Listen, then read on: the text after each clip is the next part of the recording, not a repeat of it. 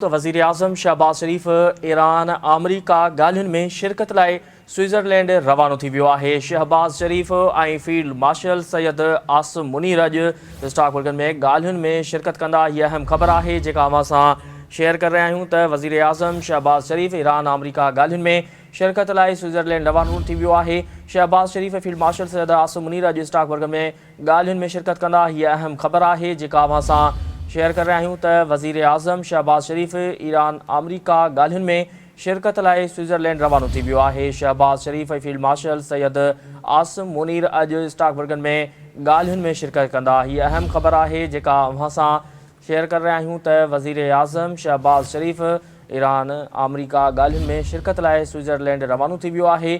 शहबाज शरीफ़ field marshal Syed Asim Munir अॼु Stockholm में ॻाल्हियुनि में शिरकत कंदा। हीअ अहम ख़बर आहे जेका अवां सां शेयर कर रहिया आहियूं त वज़ीर आज़म शहबाज शरीफ़ ईरान अमरीका ॻाल्हियुनि में शिरकत लाइ स्विट्ज़रलैंड रवानो थी वियो आहे।